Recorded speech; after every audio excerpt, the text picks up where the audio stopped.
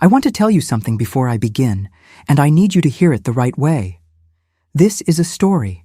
It is my story, told the way I lived it and the way I have since come to understand it.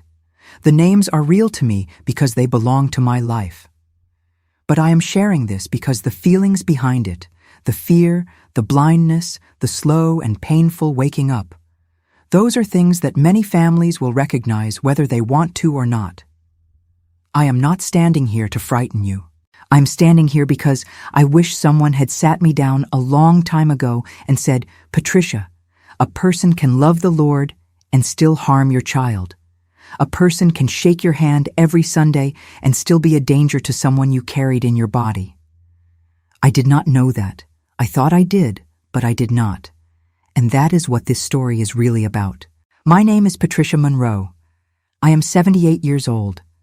I live in a house on Whitmore Crescent in Savannah, Georgia, a pale yellow house with a wide front porch and a fig tree in the side yard that my late husband Harold planted the year our daughter Emily was born. The tree is still there. It gives fruit every August without being asked. Harold used to say that was the best kind of giving, the kind that does not need applause. I have thought about that a great deal lately. I have lived in Savannah my whole life. I was born here, married here, buried Harold here 8 years ago in the red Georgia clay, and raised my Emily here with sweet tea and Sunday dinners and the kind of faith that feels like a warm blanket until the day you realize a blanket can also muffle a voice trying to reach you. Before I go any further, I want to pause and ask you something. If you are still with me, would you do this old woman a kindness right now and tell me where you are? What city? What state? What country? What time is it where you are sitting? Morning light or late night quiet? I ask because I do not like talking to a room I cannot feel. And if this story is already touching something in you, even this early, leave a like so I know you are here. Subscribe if you want to sit with me again tomorrow. There is a new story every day on this channel, and every one of them carries something worth keeping. Now let me go back to Savannah. Let me go back to the beginning of what I only understood at the end. I grew up the daughter of a seamstress and a man who drove long-haul trucks across Georgia and the Carolinas. We were not rich, but we were sturdy. That is the word my mother used. Sturdy. She meant it as the highest compliment. She meant that we did not break when the wind came hard, and the wind did come hard in our family, as it does in most. My father was a kind man when he was home, and a distant memory when he was not. My mother made dresses and mended curtains and raised 4 children on patience and consistency. She was not an expressive woman. She showed love through presents, through a meal ready on the table, through the way she would lay a hand on your shoulder without saying a word when something hurt. I became that kind of woman too, or I thought I did. Emily was born on a Tuesday in September, the kind of September morning in Savannah when the air still carries summer, but the light has started to shift toward gold. Harold cried. He was not a man who cried easily, not the kind of man who made a show of his feelings, but when the nurse placed Emily in his arms, he stood there weeping without any embarrassment at all. I have kept that image my whole life. A large, quiet man holding a tiny girl and not caring one bit who saw his tears. Emily grew up gentle. That is the first word I would use for her. Gentle. Not weak, there is a difference, but gentle in the way she moved through the world. She was careful with people. She noticed when someone was uncomfortable. She could read a room the way some children read books, quietly and completely. She was not the loudest child at the birthday party or the boldest girl in the church hall. She was the one sitting beside the child who had been left out, asking quiet questions, making small space for someone to feel less alone. She was also deeply connected to her faith. That came from me and Harold both. We were Bethel Grace Baptist people, 3rd generation. My mother was baptized there. Harold and I were married there. Emily was baptized there on a Sunday when the dogwoods were blooming, and the choir sang so beautifully that 2 women in the congregation wept before the service even began. Church was not performance for us. It was structure. It was the frame inside which we understood who we were and what we owed each other. and that is exactly why what happened took so long to see. When Emily was 24, she met Daniel Brooks at a church picnic. He was 30, a civil engineer, soft-spoken and thoughtful, with good manners and what my mother would have called quiet dignity. He brought potato salad to that picnic and offered Harold the first serving before helping himself. Harold told me later that evening that he liked that young man. Harold did not say things like that easily. I took it as a sign. We all did. They married 2 years later in the garden behind Bethel Grace.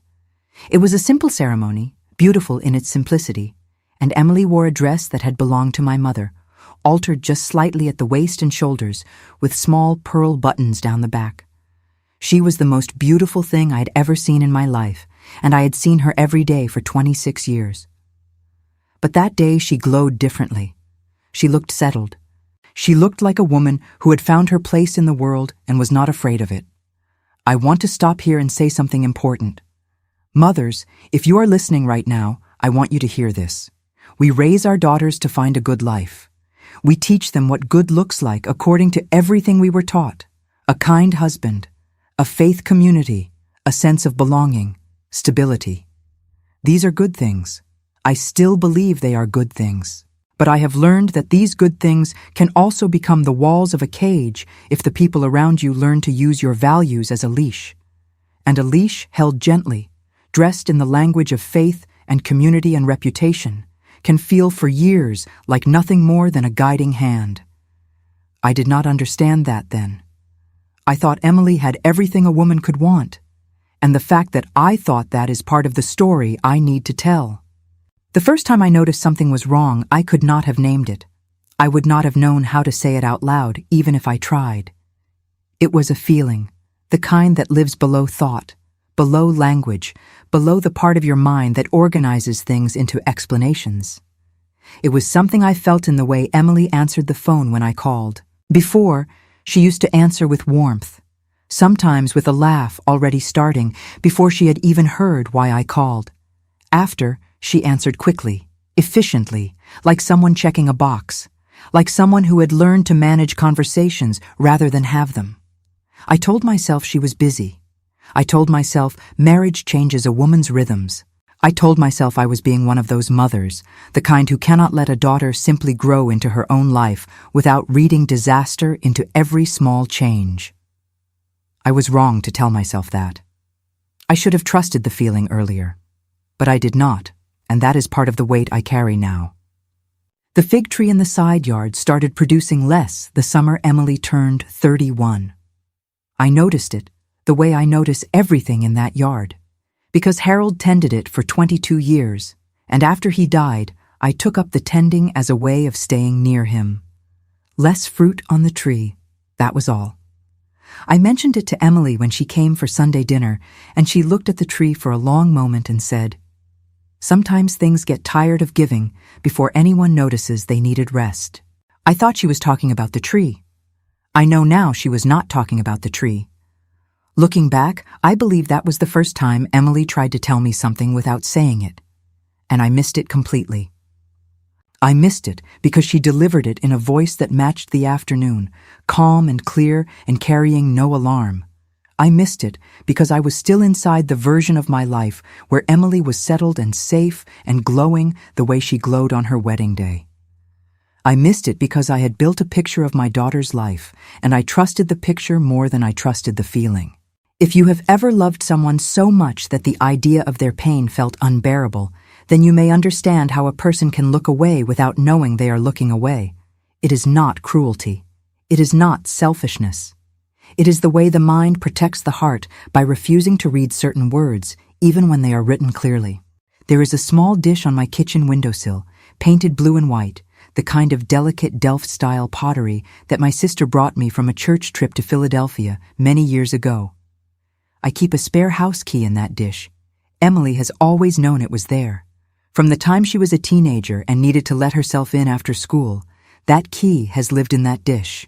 The morning after Harold died, Emily came to my house before sunrise and let herself in with that key, and she made coffee and sat at the kitchen table waiting for me when I came downstairs. That key, small and simple and trusted, is the first thing I see every morning when I stand at my kitchen sink. On a Friday morning in late October, I reached into that dish and did not find the key immediately because there was a folded piece of paper resting on top of it. A piece of paper I had not put there. I unfolded it slowly. My hands were steady. I do not know why they were steady, because something in my chest already knew this paper mattered. It was Emily's handwriting. Just 4 words. Mama, please come today. Not a text. Not a phone call. A paper note folded inside my kitchen, left where only Emily would know to leave it. I stood at that sink for a long moment with the note in my hand and the October light coming pale and thin through the window and the smell of my morning coffee filling the room. And I felt, for the first time in years, the full weight of all the small moments I had let pass. The quick answers on the phone, the laughter that had stopped reaching her eyes, the sentence about the tired fig tree, the way she had started sitting at Sunday dinners with her hands folded in her lap, very still, very contained, the way a person sits when they are managing something they cannot show. I did not call her. I simply went. I want to stop right here and speak to every mother, every grandmother, every woman who has watched someone they love begin to shrink and told herself it was just stress, just a difficult season, just the ordinary weight of adult life. I need you to hear this. Small changes are not small when they are consistent. A change in laughter is a change in safety. A change in how someone holds their body at the dinner table is a change in how free they feel inside their own life. I did not have a name for what I was seeing in Emily for nearly a year. But I was seeing it. I was feeling it. And the day I finally stopped explaining it away was the day I drove to my daughter's house with that note in my coat pocket and my heart beating too fast for a Friday morning. Emily and Daniel lived on Carlisle Street, about 12 minutes from my house, in a 2-story home with a deep front porch and white shutters and a yard that Daniel kept very neat. Neat to the point of precision, every shrub trimmed, every edge defined. I had always appreciated it. Orderly, responsible, the kind of home that tells the neighbors something about the people inside. Now I wonder what story I was letting the yard tell me instead of looking more carefully at my daughter's face. There had been a church community dinner the night before, one of those fall potluck suppers that Bethel Grace held 3 or 4 times a year in the fellowship hall. Emily and Daniel hosted people back at their home afterward, as they often did. It was that kind of house, welcoming. The table always set for more than 2. I arrived that Friday afternoon to help put things away. Daniel's car was gone. I noted that without thinking too much of it. Emily answered the door quickly, before I had even finished knocking. She was wearing a gray cardigan, and her hair was pulled back loosely, and she looked, in that first moment at the door, like a woman who had not slept since the dinner ended. Her eyes were clear but not rested, alert but not easy. She said it was good I came. She said she could use the help. She said Daniel had gone to run some errands. Then she turned and walked back into the kitchen, and I followed, and we moved quietly around each other for several minutes, putting plates in the cabinet, folding the linen napkins, wrapping the leftover cornbread in foil. The kitchen smelled of coffee and cinnamon, and something underneath both of those smells that I could not identify at first. It took me a moment to understand that what I was smelling was tension. That is not a poetic description. I mean it plainly. Some rooms hold the feeling of the people who have been in them, and that kitchen was holding something it could not quite release. Emily kept looking toward the hallway. Not once, not twice, consistently. Every few minutes her eyes would move to the hallway entrance, the way a person monitors a door they are not entirely sure will stay closed. I watched her do this 4 times before I said anything. I set down the bowl I was drying and I said, "Emily, sweetheart, what is going on?" She turned and looked at me, and her face did something complicated. It tried to be normal, and it could not quite manage it. She said, "Nothing, Mama. I am just tired." Then she smiled, and it was the smile I had been seeing for months, the one that landed correctly on her face but did not travel anywhere deeper. I said, "That is not a tired face, baby. That is a carrying face." And she stopped moving. She just stopped. She stood in the middle of that kitchen with a folded dish towel in both hands, and she looked at me for a long moment, and then something behind her eyes shifted, the way light shifts when a cloud moves off the sun, and she said in a voice so low I had to lean forward to catch it, "Mama, I need to show you something." She took my arm, not gently. She gripped my arm the way a person grips something when they are afraid that if they let go, they will change their mind. She pulled me toward the despensa, the small pantry off the side of the kitchen, the kind every old Savannah house has, narrow and deep, smelling of wood and dried spices, and the particular quiet of a room that mostly holds things rather than people. She pulled me inside. She pulled the door shut behind us. She turned the small interior latch. The click of that latch in that small enclosed space was the loudest sound I had heard in years. If you are still with me right now, I need to ask you something. Have you ever been in a room where the air itself felt like it was trying to tell you something? A room where you knew, before a single word was spoken, that what was about to happen would divide your life into before and after.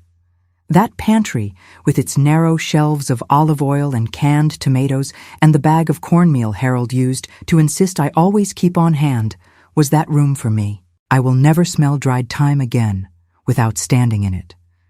Tell me in the comments if you have ever been in a moment like that.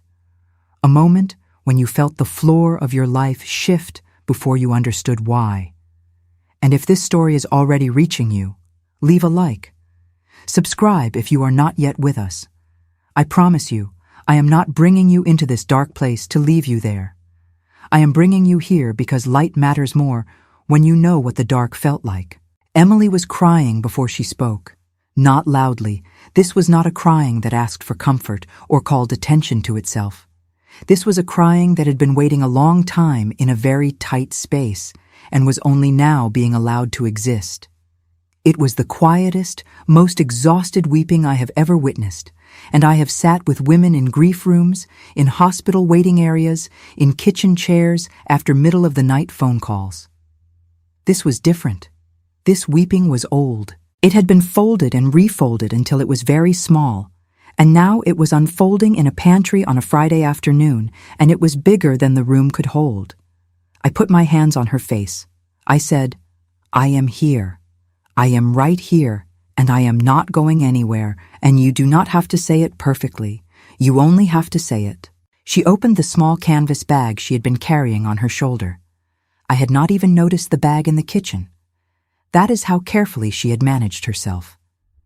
She pulled out a folded envelope and then another, and then a small notebook with a pale green cover, and then several loose papers held together with a paperclip. Her hands were shaking as she held these things out to me. I took them carefully.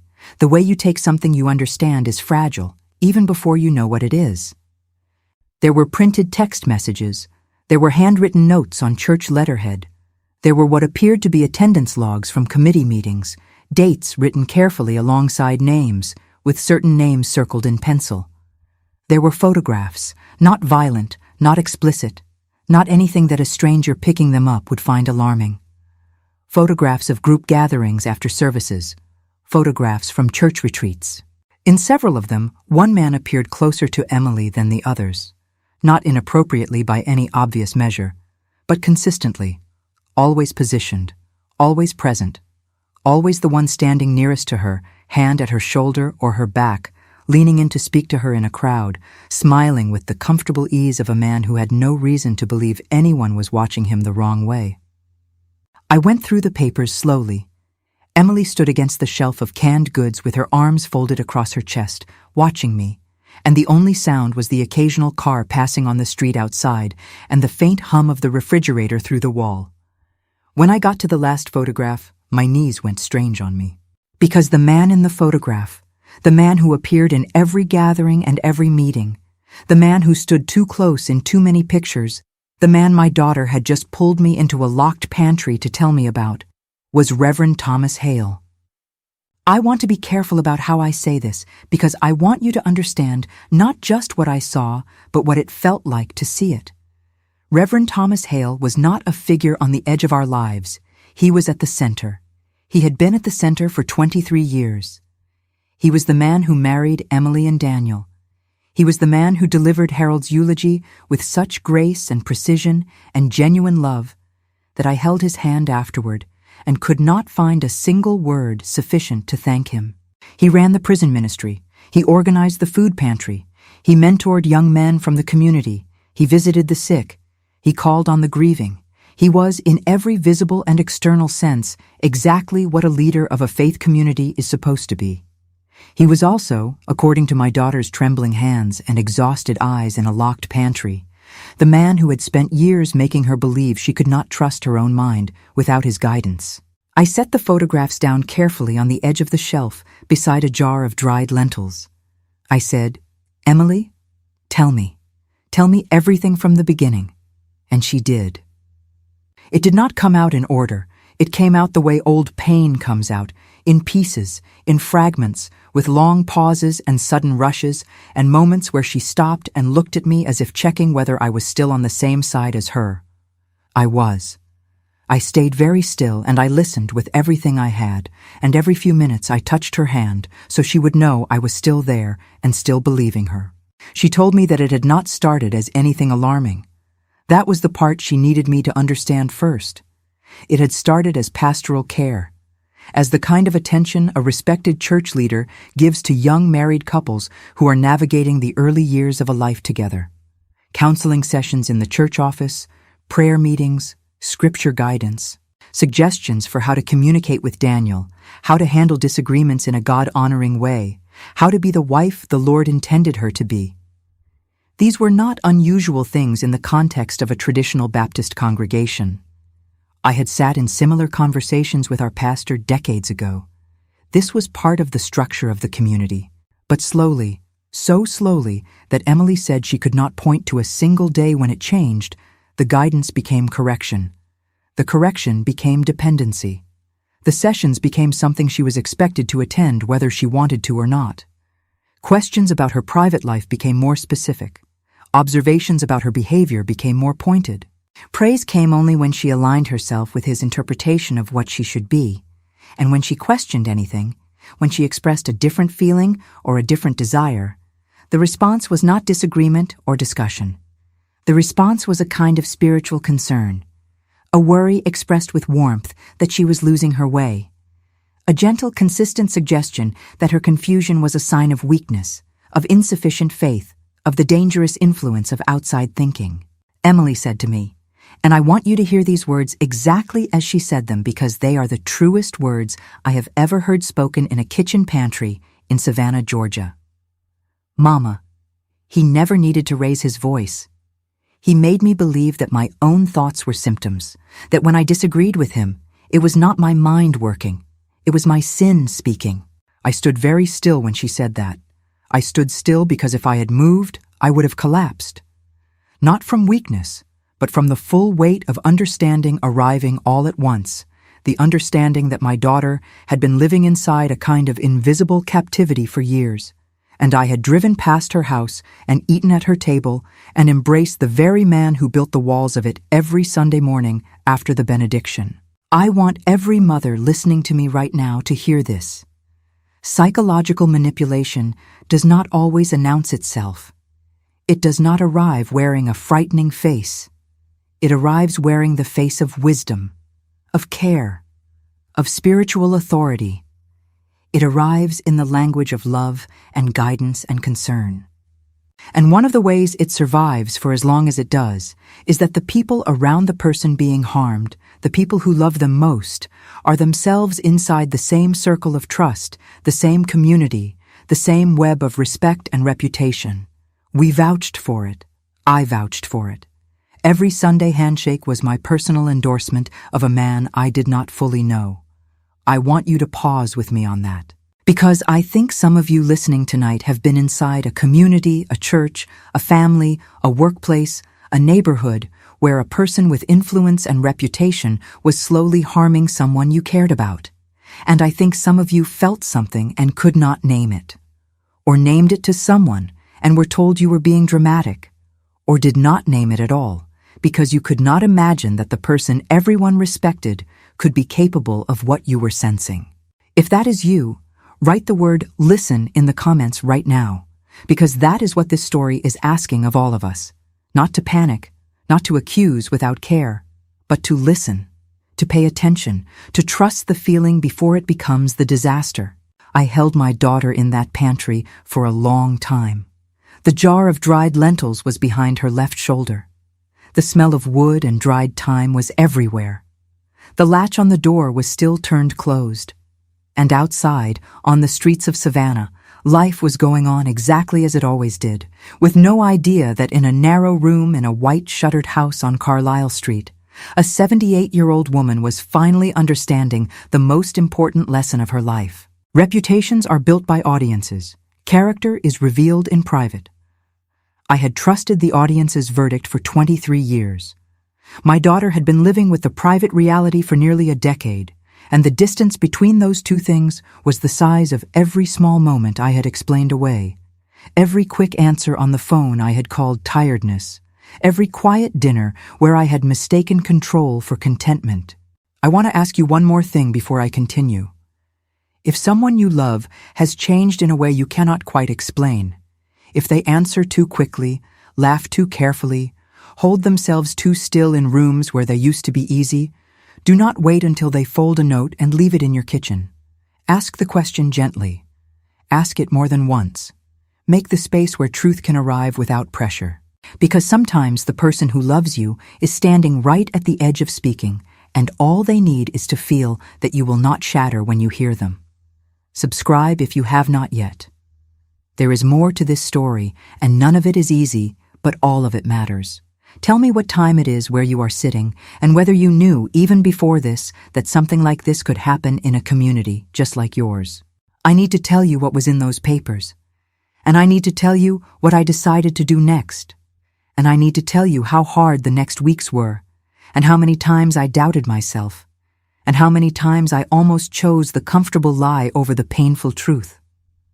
But before any of that, I need to sit with you in that pantry for one moment longer, because there is something I noticed on that shelf while I was holding my daughter, something so small that I almost did not see it, and yet it was the thing that later showed me exactly how long this had been happening. On the third shelf from the bottom, behind a box of grits and a canister of oatmeal, there was a small yellow notebook, not Emily's green-covered notebook, a different one, yellow, with a rubber band around it, set so far back on the shelf that it was almost invisible behind the larger containers. I noticed it because the light through the door crack caught the edge of it at a certain angle. I did not reach for it then. I did not even mention it then. My daughter was still speaking, and she needed my whole attention, and I gave it to her completely. But I cataloged it. Mothers are like that. We file things for later without knowing we are doing it. That small yellow notebook, tucked behind the oatmeal in a locked pantry, filed itself in the back of my mind and waited. It would not wait long. There are things you do not understand about yourself until something happens that strips away everything you thought you knew and leaves you standing in the truth of who you actually are. That Friday in the pantry was that thing for me. I drove home from Emily's house in the late afternoon light, with the October air coming through my cracked window, and I could not have told you what I passed on the drive. The roads were familiar. I have driven them thousands of times. But I was not really on those roads. I was somewhere inside my own life, trying to find the shape of things I had not permitted myself to see. I want to tell you something about myself before I go further. Because this story is not only about Emily. It is also about me. It is about the kind of woman I became and why I became her, and how that woman, with all her love and all her faith and all her deeply held ideas about goodness, nearly failed her own daughter by trusting the wrong things for the wrong reasons. I was not always a trusting woman in the simple sense. I did not trust easily when I was young. Growing up with a father who was often away made me careful, made me observe. I learned early to read the difference between what people said and how they held their shoulders when they said it. My mother called it my watching habit, and she said it with a mixture of pride and mild exasperation, the way mothers talk about traits in their children that are useful but also a little exhausting to live with. But somewhere along the way, inside the structure of a faith community that I loved and that had given me so much, I learned to override that watching habit. I learned to interpret concern as a failure of trust. I learned to hear the word respected and stop asking questions. I learned that a man who had served a community for 23 years and visited the sick and held the hands of the grieving and mentored young fathers was, by the evidence of those visible acts, a man of character. I let the evidence of the public role stand in for evidence of the private person. And that, I have come to understand, is one of the most common mistakes that communities make. Not out of stupidity, not out of carelessness, out of love for what they have built together. Out of a desire to believe that the community they belong to is as good as it looks. That desire to believe is not wrong in itself. But when it becomes the thing that silences the people inside the community who are being harmed, it stops being love and starts being protection of an institution at the expense of a person. I sat at my kitchen table that evening with a cup of tea I never drank and the fig tree visible through the window in the last of the October light, and I thought about every Sunday for 23 years. I thought about the way Reverend Hale conducted himself, the handshake, the warmth, the scripture delivered with authority, but without harshness, the way he remembered names, the way he inquired after children and grandchildren and health situations and recent losses with a specificity that felt like genuine care.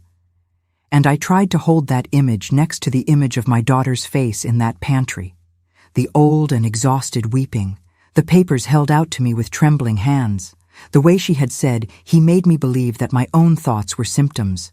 I could not reconcile them. And I have learned that the inability to reconcile two images of the same person is itself important information. It does not mean one image is wrong. It may mean you have been given access to only one side of a thing, and the side you were not given access to has been very carefully managed. If you are still with me right now, I want you to think about someone in your life who has two faces. Not in a dramatic way. In the quiet, ordinary way that many people have a public self and a private self, and the private self is not always the person the public knows. Have you ever sensed that gap? Have you ever tried to name it to someone and been told you were imagining things? Tell me in the comments where you are listening from tonight. And if this story is helping you understand something you have been carrying quietly, leave a like so I know this is reaching you. Subscribe if you want to sit with me again tomorrow. There is a story here every day, and I believe everyone finds the ears it needs. I am going to tell you about the people in my life during this time. Because no one lives inside a crisis alone, even when they feel entirely alone. There is always a constellation of people around you, some of whom will surprise you with their courage, and some of whom will disappoint you with their silence, and very few of whom will be entirely one thing or the other. Daniel Brooks, my son-in-law, was not a cruel man. I want to be precise about this, because the easy version of the story would make him into a villain, and he was not a villain. He was something more complicated and in some ways more painful, which was a good man who had learned not to ask certain questions. Daniel was a careful person by nature. He was an engineer, which meant he was trained to work within known parameters, to trust verified data, to build plans from confirmed foundations. The invisible and the psychological were not his fluency. When Emily was quiet, he understood it as introversion. When she deferred to Reverend Hale's counsel on things that Daniel might have expected to discuss privately with his wife, he understood it as her faith, as her spiritual commitment, as something he respected even when he did not fully share it. He was not avoiding, he was interpreting. And he was interpreting through the framework he had, which was the framework that Reverend Hale had, in many ways helped construct for both of them over years of pastoral guidance. This is a difficult thing to hold. A person can be an unwitting participant in someone else's confinement. They can love the person being confined and still not see the walls. That does not make them responsible for building the walls, but it does mean that when the walls are finally visible, they must decide what to do about them. And what a person does at that moment tells you everything about who they actually are. I did not know yet what Daniel would do. On that Friday evening, I only knew what Emily had told me in the pantry, which was that Daniel was not aware of the full scope of what she was sharing with me. That she had protected him from it because she was afraid of how he would respond, not because she feared him, but because she feared the disruption it would cause to a life she did not yet feel strong enough to withstand disrupting. That told me something important. A person who has been made to feel that their perceptions are unreliable does not become suddenly confident just because they have decided to speak. Emily was speaking to me from the edge of her own courage. She was not standing on solid ground. She was standing on the edge, looking down, and what I did in response to her would determine whether she stepped back from that edge or continued forward. I had to be careful. Not careful in the way that means slow. Careful in the way that means precise. I went to see Emily on Saturday morning. I told Daniel I wanted to take Emily to the nursery near the river to look at some winter herbs for her kitchen window. It was the kind of ordinary errand that required no explanation and invited no questions. Emily met me at the door already wearing her coat. In the car, on the way to the nursery we never actually reached, Emily talked.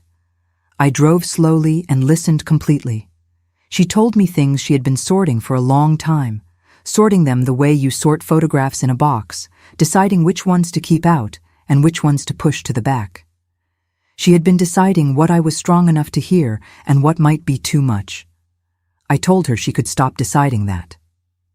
I told her that I was her mother and that I had driven 15,000 miles in my life to be wherever she needed me, and that I was not going to develop a fragile constitution at 78 years old.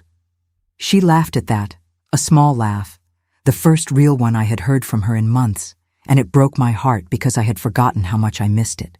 She told me that the manipulation had not been dramatic in the ways that make people believe you when you try to describe it.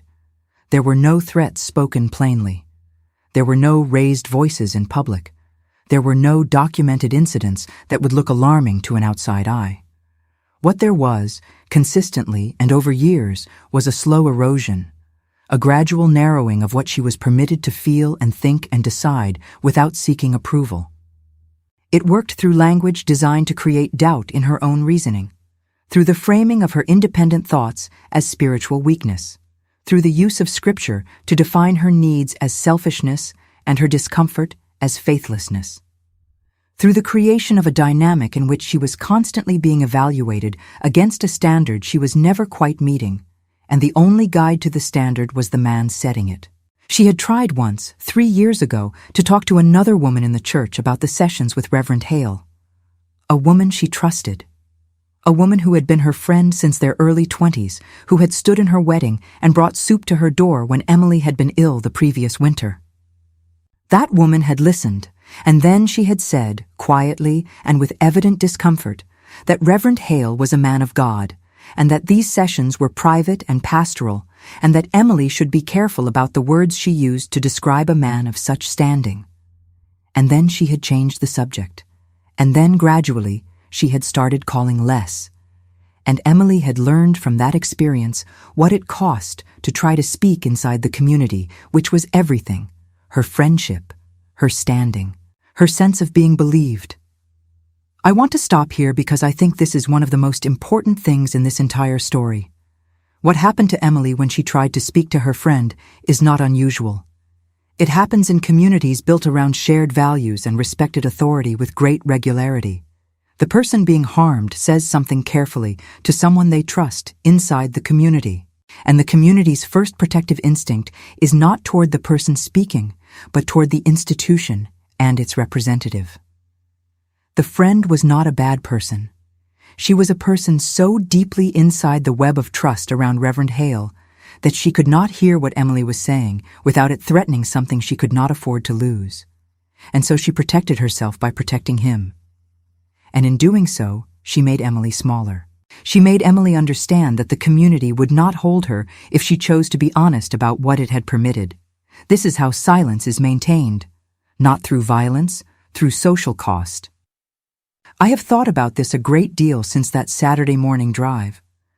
I have thought about all the communities I belong to, and all the times someone said something uncomfortable about someone respected, and the room became awkward, and the conversation changed direction.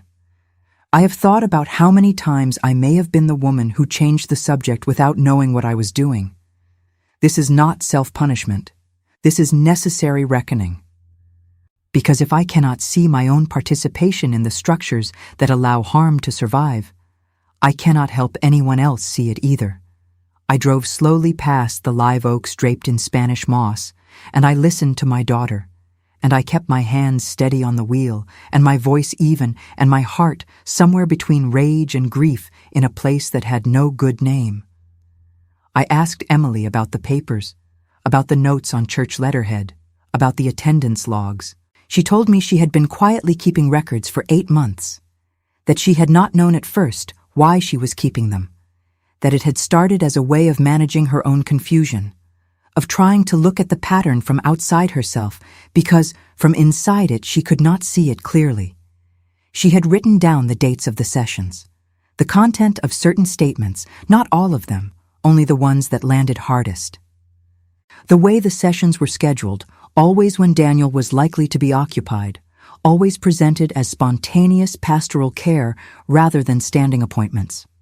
The photographs from church events she had been given copies of, photographs where she could see, now that she was looking, how consistently she was positioned, how consistently he moved into her space, how consistently she was separated in those images from the natural clusters of other women her age. She had not shown these things to Daniel. She had not shown them to anyone inside the church. She had kept them in the small canvas bag in the pantry behind the grits and the oatmeal, because that was the place in her house that no one else ever had reason to go. The small yellow notebook I had noticed in the pantry, she told me, was an older one. From the first year she had started writing things down. She had nearly thrown it away twice, but could not bring herself to. She said it was from the period when she was still trying to convince herself that what she was feeling was her own failure and not a response to something real happening to her. I told her I wanted to understand everything she was willing to share. I told her I was not going to run to anyone with it or make any decision without her. I told her that she was the one who had lived this, and she was the one whose readiness would determine the pace and shape of what came next. I told her that my job right now was to listen until I truly understood, and then to help her figure out together what the safest next step was. She looked at me for a long moment. Then she said, "I was afraid you would not believe me." I had to hold my breath for a moment before I answered that, because the full weight of it hit me. My daughter, my Emily, the woman I had carried in my body and held in the delivery room and watched walk up an aisle in her grandmother's dress, had been afraid that her own mother would not believe her. And the truth that I had to hold without flinching was that I had, without intending to, given her reason for that fear. Every time I had accepted the easy explanation for a small change. Every time I had smoothed over my own unease. Every time I had embraced Reverend Hale after a service without asking why a feeling lived in me that I did not fully trust, I had been choosing the comfort of the picture over the truth of the feeling. And Emily had felt that, not as accusation, but as absence. I told her. I said, "I believe you." I believed something was wrong before I knew what. I just did not have the courage to trust what I was feeling. And that is on me, Emily, not on you. She did not say anything. She looked out the window at the moss hanging from the oaks along the river road, and she nodded very slowly, the way a person nods when they have been waiting a long time to hear something, and the hearing of it is almost too much. I want to say something directly to every person listening who has been afraid to tell someone they love the truth about what is happening to them. Your fear is not irrational. Your fear is the result of learning, through experience, what it has cost other people to speak. Your caution is not weakness.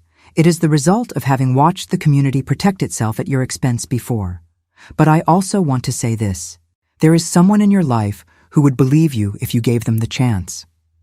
There may be someone right now sitting in their own kitchen or their own car who has felt something they could not name, who is waiting for the right moment to ask you the right question. You deserve to be believed. And if the first person you tell does not believe you, that is their failure, not your fault.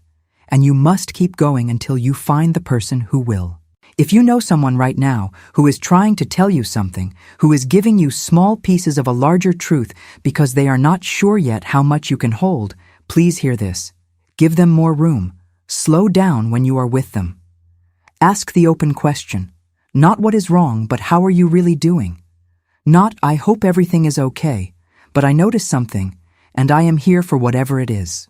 Small adjustments in how we listen can be the difference between someone finding the courage to speak and someone folding the truth back into a locked pantry and waiting another year.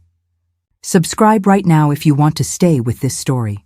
It is going to ask more of us before it is done. There is more to Emily's account. There are more papers. There is the yellow notebook. There is what I did with what I knew.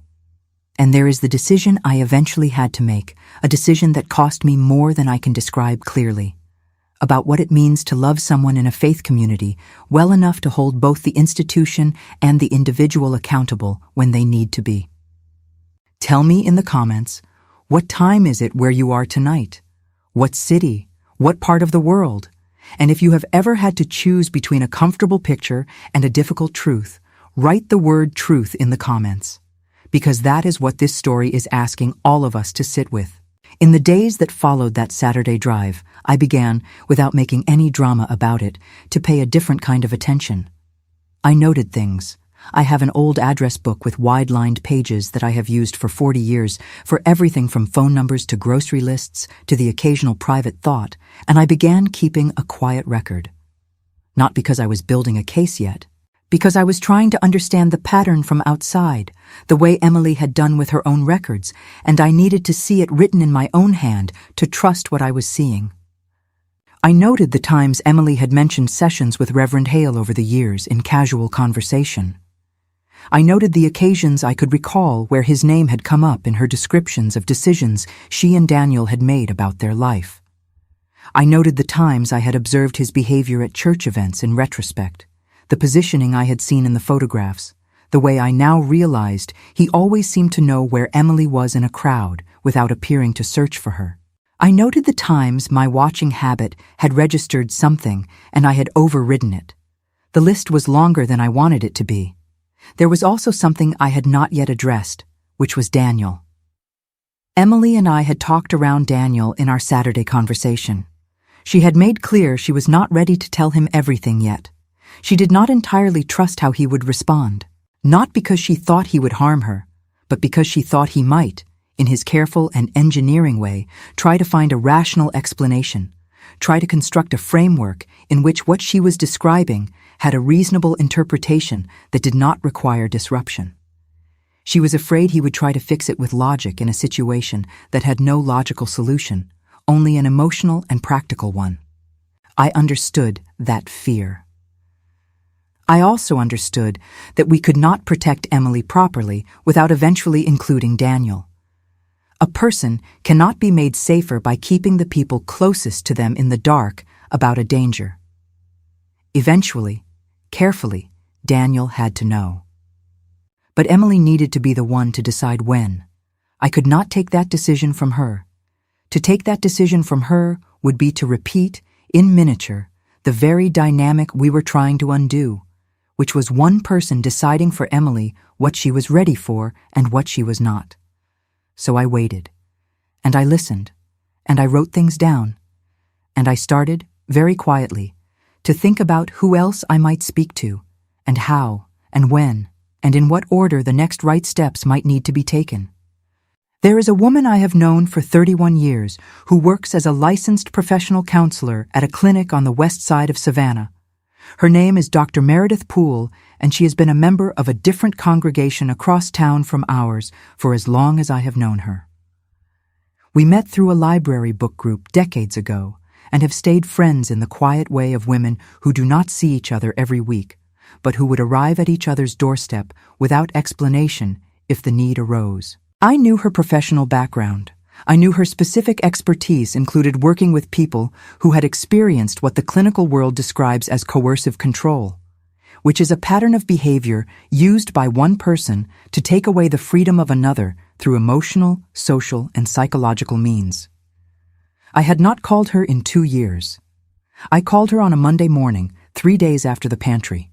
She answered on the second ring. I said, "Meredith, I need to ask you something without using names, and I need you to tell me if what I am describing sounds like something that requires a professional response."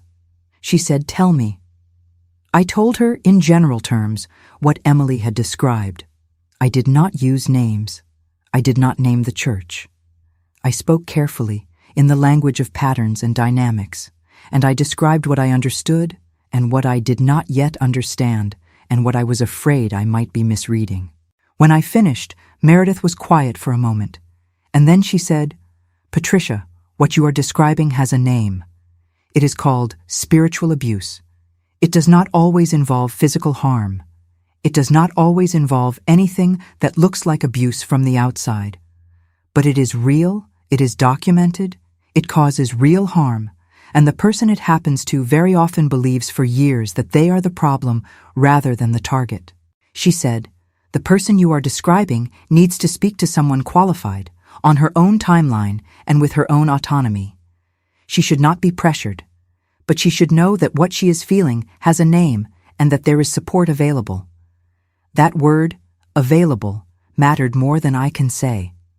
I asked Meredith if she would be willing to speak with my daughter in her own time if Emily chose to reach out.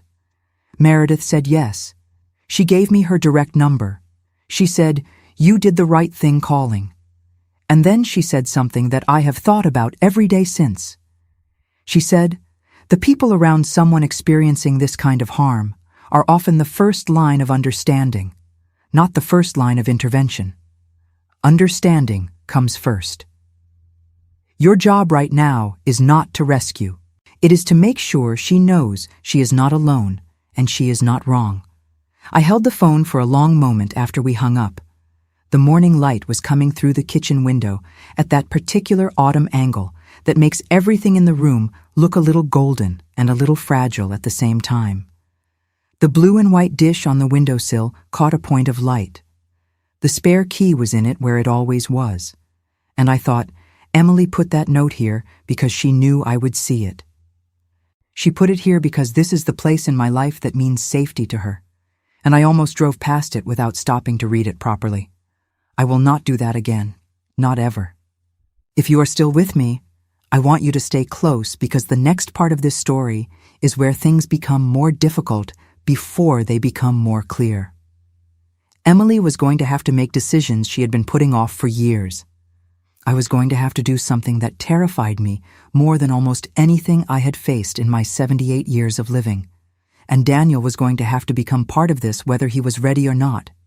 And all of us were going to have to navigate a community that had for 2 decades organized its collective trust around a man who had been using that trust in ways that would now need to come into the light. I did not know yet exactly how to do any of that. I only knew that I had been given something precious and terrible, which was my daughter's truth, and that I had an obligation to hold it carefully and carry it forward with exactly as much courage as she had shown in handing it to me. Stay with me. Subscribe if you have not. Tell me in the comments what time it is, where you are, and whether this story is landing somewhere real for you. And if you know someone who needs to hear that it is not too late to speak, to listen, or to finally choose the difficult truth over the comfortable picture, share this with them tonight. I will be back here tomorrow with more. From my kitchen in Savannah, with the October light on the windowsill and the fig tree still giving fruit without applause, thank you for sitting with me this far. There is a particular kind of loneliness that belongs only to the person who knows a difficult truth and has not yet found the right way to act on it. It is not the loneliness of isolation. You can be surrounded by people and still live inside it completely.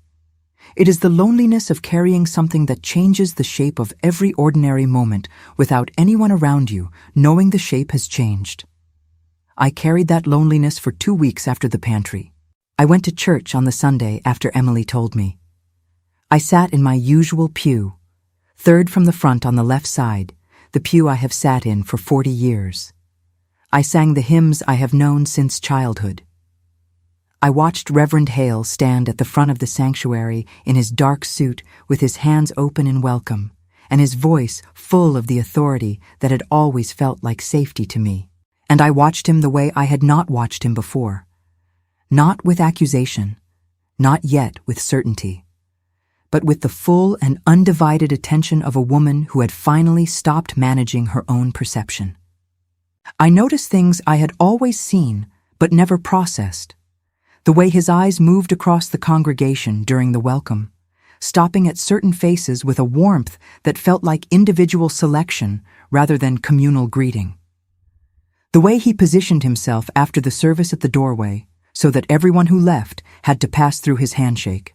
The way certain women in the congregation, women I knew well, women I had eaten Sunday dinners with for years, moved slightly differently around him than they did around other people.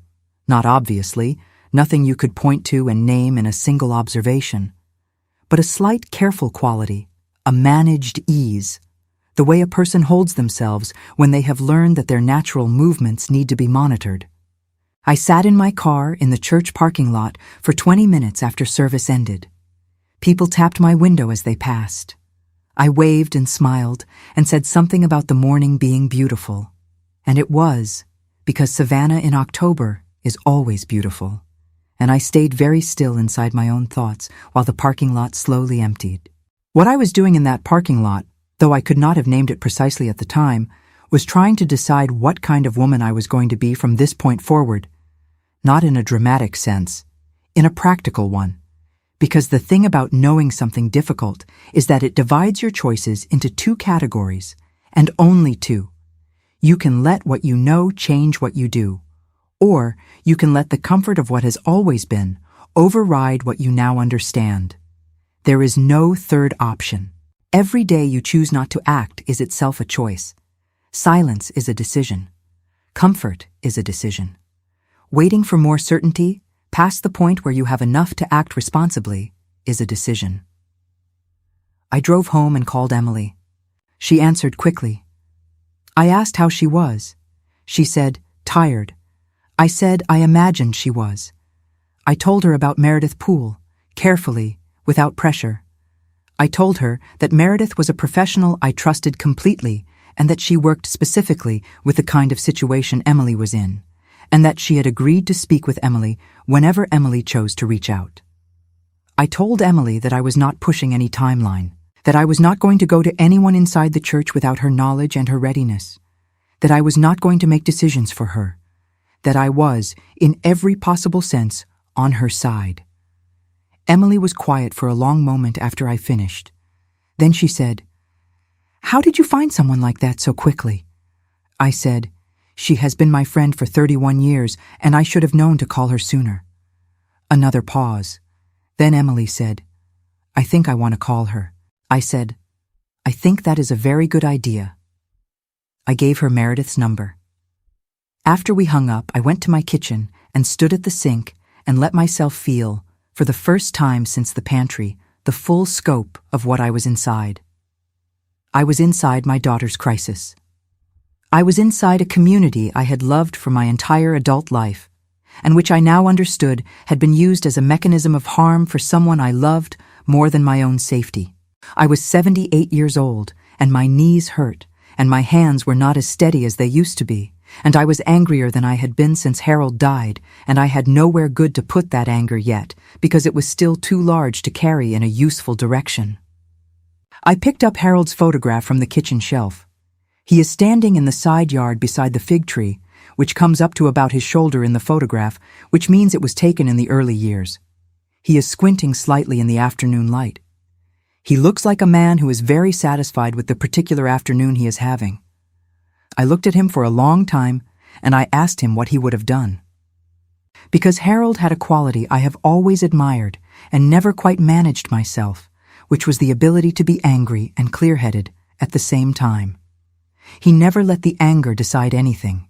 He let it inform him, and then he set it to one side and thought. I tried to do that. I set the anger to one side, and I thought. If you are watching right now and you have ever had to be the calm, clear person when everything in you wanted to burn something down, write the word steady in the comments, because that is what this moment required. Not performance, not drama, steady. Write that word if you know what I mean. And if this story is sitting heavily with you tonight in a way that feels familiar, leave a like so I know I am not the only one who has ever stood at a kitchen sink asking a photograph for guidance. Subscribe if you have not yet. There is more ahead, and it matters. I want to tell you about Daniel now. Because the week after my conversation with Emily, after she had made her first call to Meredith Poole and spoken to her for nearly an hour on the phone, Emily decided she was ready to tell Daniel. She asked me to be there, not to speak for her, to be present, to be the weight in the room that reminded her she was not doing this alone. We sat in their living room on a Tuesday evening.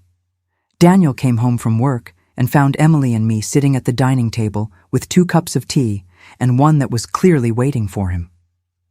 He looked at the setup the way a careful man looks at anything unexpected in a familiar environment with a brief moment of assessment, and then he sat down and wrapped both hands around the mug. Emily spoke for 40 minutes. I said almost nothing. I watched Daniel listen, and what I saw in him during those 40 minutes changed how I understood him. He did not interrupt. He did not defend. He did not, as Emily had feared, reach for the logical framework that would explain it away. He sat very still, the way a structure sits when something heavy is being placed on it carefully, testing whether it will hold. His face moved through things. Disbelief. Recognition. A particular kind of grief that belongs to the person who understands they have been an inadvertent participant in something they would never have chosen. And at one point, when Emily described the sessions and the language used to create dependency, Daniel put his elbows on the table and covered his face with both hands and stayed like that for a long moment. When he took his hands away, his eyes were wet. He said, "Emily, why did you not tell me sooner?" And Emily said the truest thing she could have said, which was, because I was not sure you would believe me, and because part of me still was not sure whether what I was experiencing was real, or whether it was the thing he always said it was, which was my own weakness of faith. Daniel looked at her for a long time. Then he said, "I believe you." Those 3 words, "I believe you." The same 3 words I had said to Emily in the pantry. They are not complicated words. They are not eloquent words.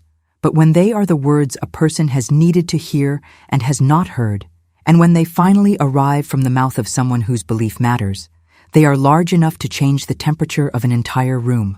I want to stop here and speak to every partner, every spouse, every person who is in a close relationship with someone who has been harmed inside a trusted institution. Your belief is not a small thing. It is not optional. And the speed with which you offer it, or withhold it, or make it conditional on evidence that already feels impossible to you to believe, will determine whether the person you love can take the next step. Daniel could have asked for proof. He could have said, "Let us not rush to conclusions." He could have said he needed to speak to Reverend Hale first. He did not do any of those things. He believed his wife, and in doing so, he gave her back something she had been slowly losing for years, which was the right to trust her own experience. If you are still with me tonight, stay close because the next weeks were not smooth. I want you to know that before I describe them. Nothing in real life resolves cleanly after the first honest conversation. There is not a single meeting or revelation that makes everything safe and understood and forward-moving.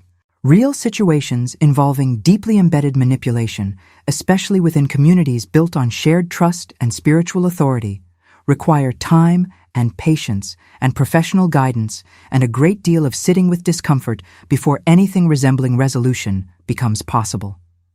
Daniel wanted to confront Reverend Hale immediately. That was his first instinct, and I understood it entirely because it was also mine.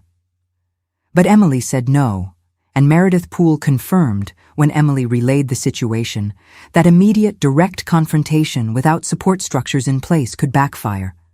It could give the other person time to construct a counter-narrative. It could put Emily in a more vulnerable position within the community before she had the practical and emotional foundations she needed. It could also, frankly, result in exactly the kind of reaction that makes a vulnerable person retreat into silence rather than advance toward safety. So we did not confront anyone yet. What we did instead was begin, deliberately and methodically, to build the foundation of understanding and documentation that would eventually make it possible to act. Meredith agreed to see Emily in person. They met twice a week for 3 weeks. I do not know the details of those sessions, and I am not going to pretend to. What I know is what I saw in Emily in the spaces around them. I saw her begin to sit differently. I saw her voice change slightly, not louder exactly, but less careful, less managed. The way a voice sounds when it has been given permission to carry its natural weight. I also began to do something that I want to describe carefully, because I think it is one of the most practically important parts of this story. I began to speak to other people, not inside our church, not in any way that named names or spread what Emily had shared with me. But I began, quietly and deliberately, to ask questions of people who might have relevant knowledge, and I began to pay attention to what I learned. If you have ever been in a situation where you needed to understand the scope of something without revealing that you were looking, you will understand the particular care this requires. You cannot ask directly. You can ask adjacent. You can mention a topic and observe whether someone else leans toward it or away from it. You can say, I have been thinking about how communities handle concerns about leadership, and watch whether the person across from you exhales or tightens.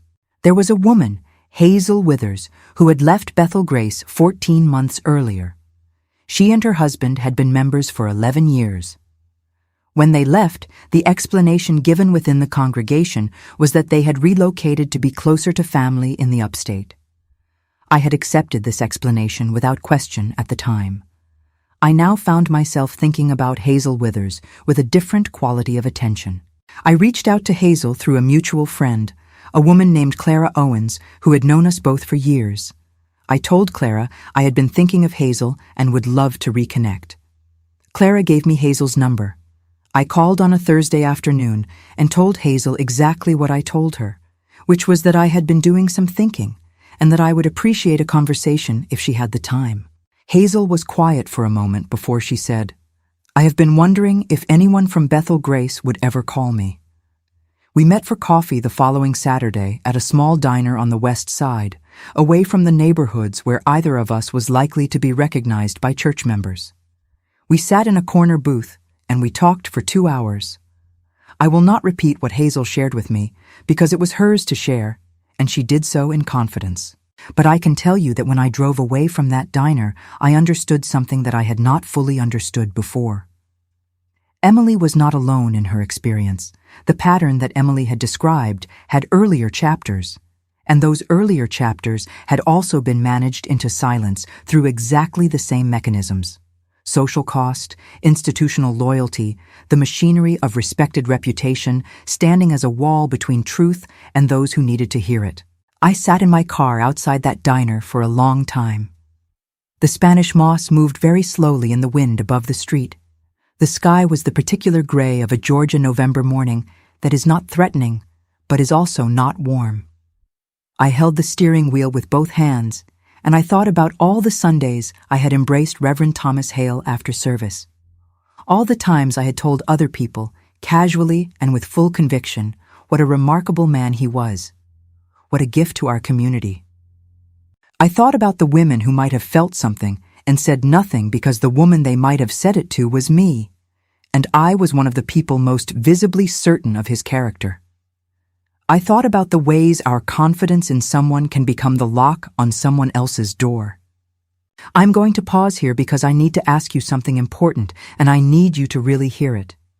Is there someone in your community, your church, your neighborhood, your family, who everyone trusts so completely that the trust itself has become a kind of protection for them?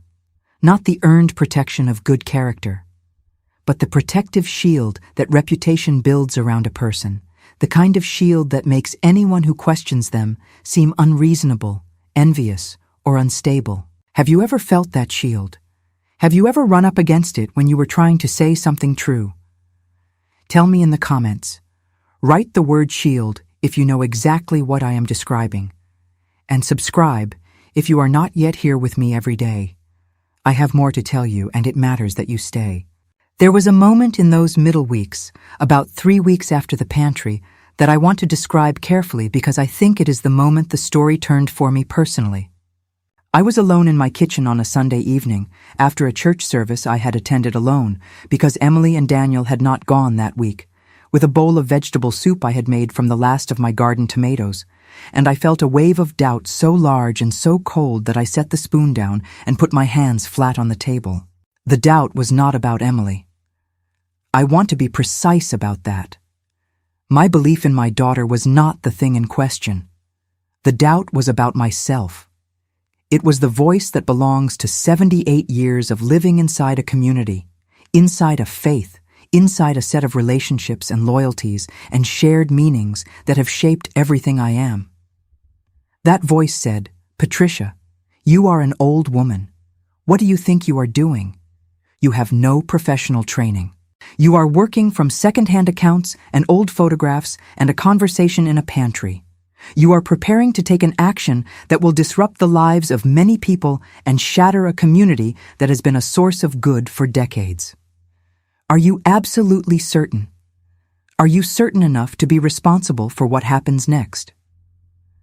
I sat with that voice for a long time. I did not fight it. I let it finish what it needed to say. And then I asked it a question back.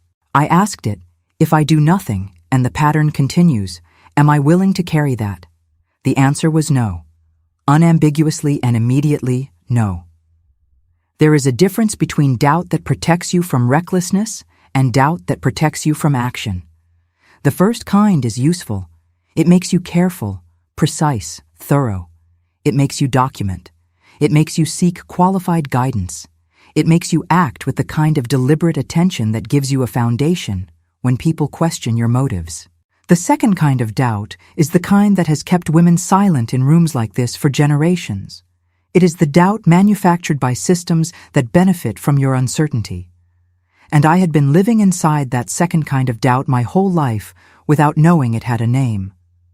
I picked up the spoon, I finished the soup, and I began, in a small notebook of my own, to write out exactly what I knew, what I had witnessed directly, what Emily had shared with me, what Hazel had added, what Meredith had helped me understand about the larger pattern at work, and what I believed the next responsible steps needed to be.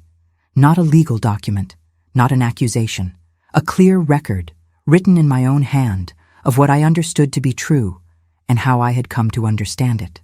The fig tree was barely visible through the kitchen window in the dark of that November evening, just the outline of it against the sky, still standing, still there, still giving what it had to give without needing anyone to watch. I thought of Harold.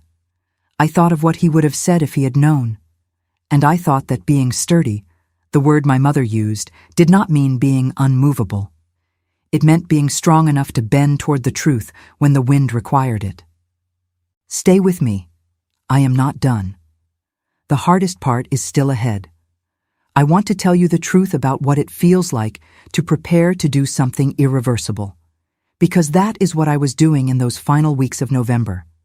I was preparing to take an action that could not be undone, that would change my life, and Emily's life, and Daniel's life, and the lives of many people who had sat in the same pews as me for decades. I was preparing to bring into the light something that had been maintained in the dark through the complicity of a community's trust, including my own. I was not reckless about it. I want you to understand that clearly. I was not a woman on fire burning things down in the name of justice. I was a woman of 78 years who had grown up being told that the most important thing was not to cause trouble, and who was now having to decide whether the trouble being caused was worth more than the silence that would continue in its absence. That is not a small decision. And I did not treat it as one. The 3 weeks before Thanksgiving were the weeks in which the foundation became solid enough to stand on. Emily had now had 5 sessions with Meredith Poole. She had also, in her 4th session, begun to speak about the possibility of taking formal steps, not of her own legal action. She was not there yet, and may not have wanted to go there at all, but of making an official report to the church's regional governing body, the denominational oversight office that existed specifically to receive concerns about pastoral conduct. Meredith had provided her with the process. It existed. It was documented. It was not, she cautioned us, a guaranteed outcome. These processes are slow. They are imperfect.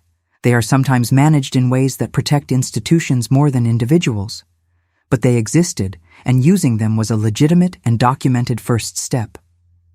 Daniel had also, by this point, spoken to an attorney, not to file anything, to understand what documentation might be useful, what rights Emily had, what risks she faced, and what channels were available. The attorney, a woman named Grace Lawton, who practiced family and civil law and whom Daniel had found through a professional contact, was careful and measured. She told Daniel that what Emily had described fell into patterns that were increasingly recognized in civil law and institutional accountability frameworks. She did not promise outcomes. She helped them understand their options. That is exactly what good legal counsel does, and I am grateful Daniel sought it. I want to say something here about the importance of seeking professional guidance before taking action when you believe someone has been harmed inside an institution. I am not a lawyer. I am not a counselor. I am a grandmother with a watching habit and a notebook.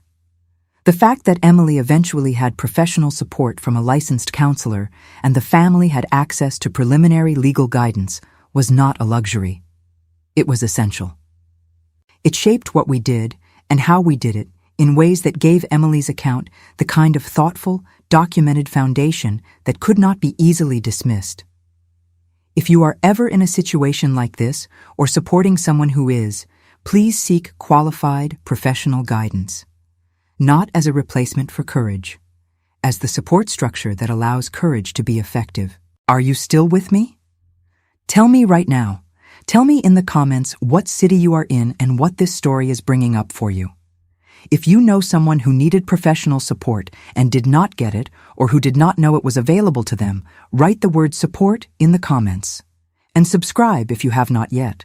Share this with someone tonight who needs to hear that these processes exist and that a person does not have to carry this kind of weight alone. Now, I want to tell you about the meeting. There is a body within our denomination called the Pastoral Accountability Committee, which convenes at the regional level and receives formal written concerns about the conduct of ordained clergy.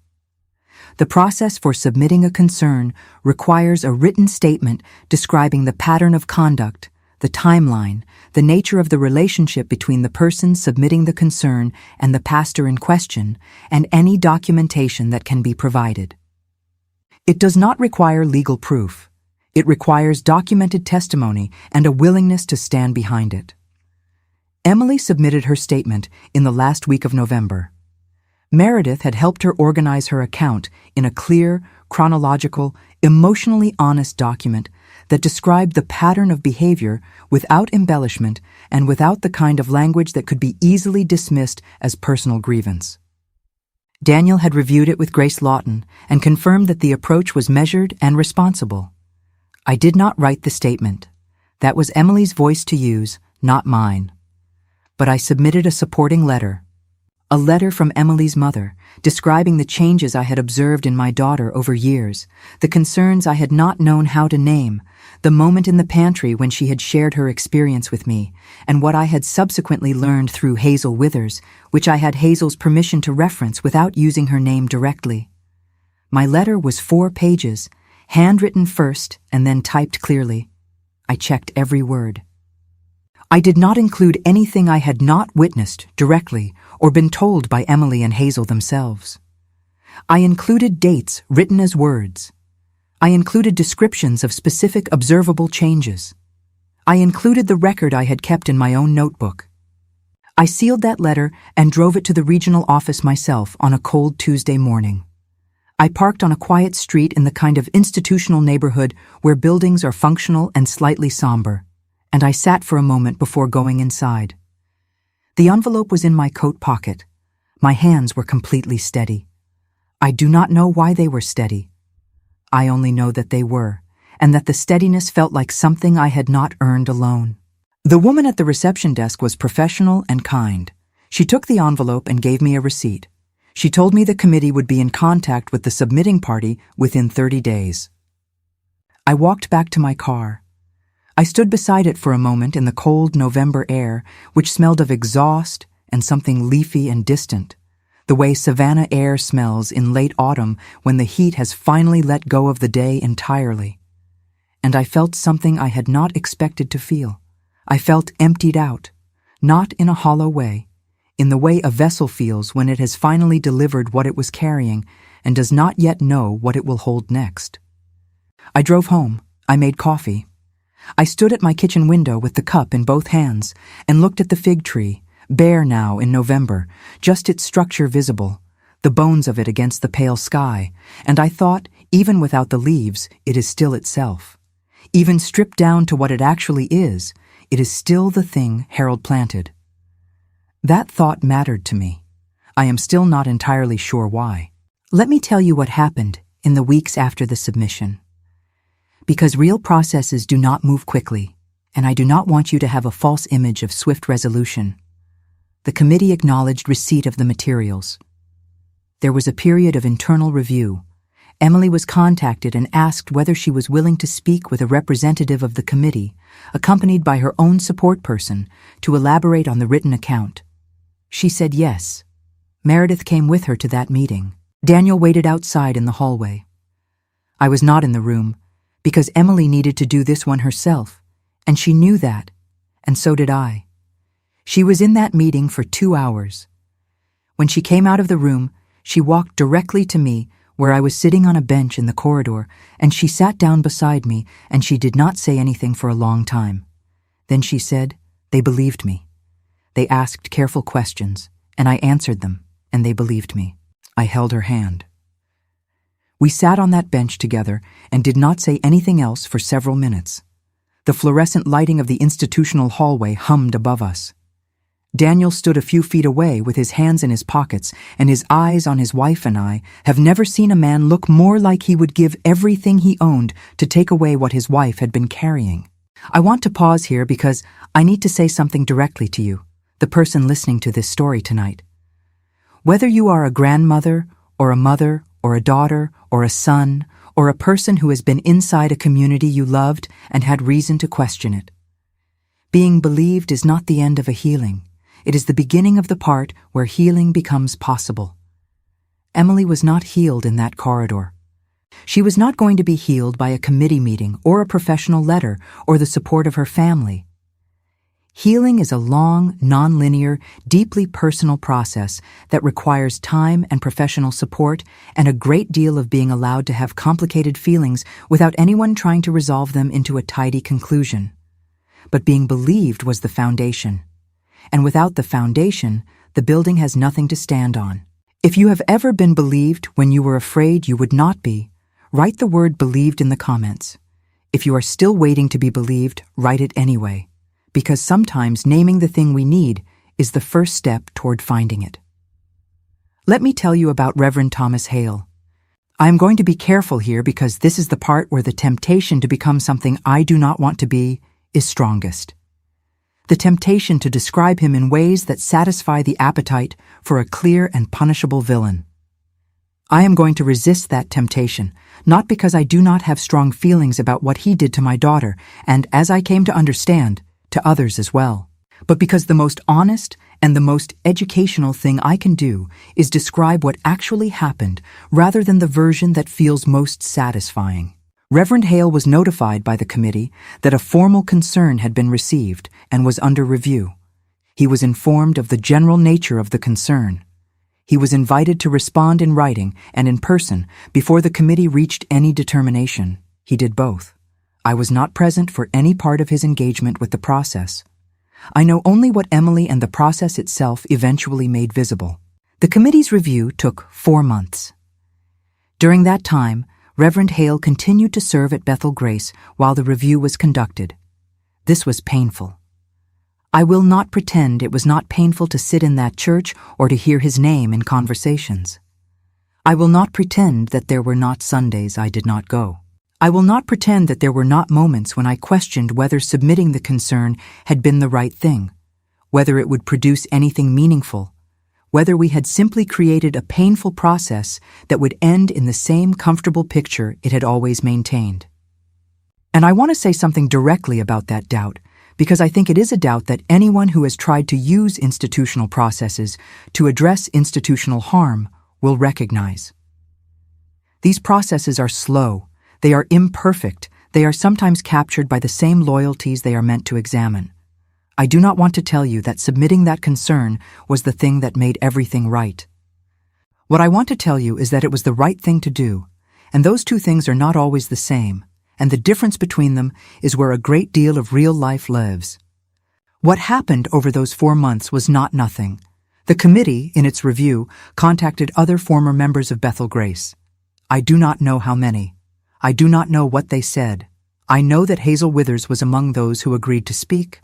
I know that more than one person, in more than one conversation, described patterns that overlapped with what Emily had described. The committee did not announce this publicly.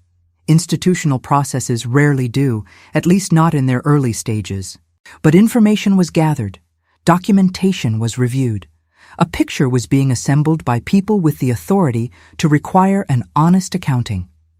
3 weeks before Christmas, Daniel received a call from the committee's liaison informing them that Reverend Thomas Hale had agreed to enter a formal process of pastoral review that included temporary leave from active ministry while the review continued. He was not removed, not yet, not publicly, but he was stepping back. And the stepping back, quiet as it was, meant that something had shifted. I was in Emily's kitchen when Daniel told us. She was standing at the counter with a dish towel in her hands, and when she heard the words, she set the dish towel down very carefully on the counter, and she stood very still for a moment. And then she looked out the kitchen window at the street outside, and she said very quietly, "So I finally know I was not imagining it." That sentence. So I finally know I was not imagining it. That sentence is the reason I am telling this story, not the outcome of the process, which is still unfolding and may continue to unfold for years, not the confirmation of what we already knew to be true. But the look on my daughter's face when an institution she had trusted finally acknowledged that what she had experienced inside it was real. The years she had spent being told, in language wrapped in faith and care and concern, that her perceptions were unreliable, the cost of that. The particular damage done to a person when the very tools of their reasoning are made to feel like symptoms rather than strengths. And the moment when that damage is acknowledged, even partially, even formally, even in the cautious language of institutional process, it looked like a woman setting down something she had been carrying for a very long time. If you are watching right now, and you have something you have been carrying too long, I want to speak to you directly. The weight is real. What happened to you is real. The fact that it has not been formally acknowledged does not mean it did not happen. The fact that the people around you may not believe you yet does not mean you are imagining it. You are not imagining it. And you deserve to have the people and the processes around you catch up to what you already know. Subscribe right now if you want to stay with this story through to the end. Tell me in the comments what time it is where you are and whether there is something you have been carrying that you are ready to begin setting down. I will be back here tomorrow with the final part of this story, and I promise you it carries something you will want to hear. There is a new story on this channel every single day, and if you know someone who needs this one tonight, please share it with them. From my kitchen on Whitmore Crescent in Savannah, with the bare fig tree outside the window and the blue dish on the windowsill, and the key that my daughter has always known was there when she needed it. Thank you for sitting with me this far. You are exactly who this story needed to find.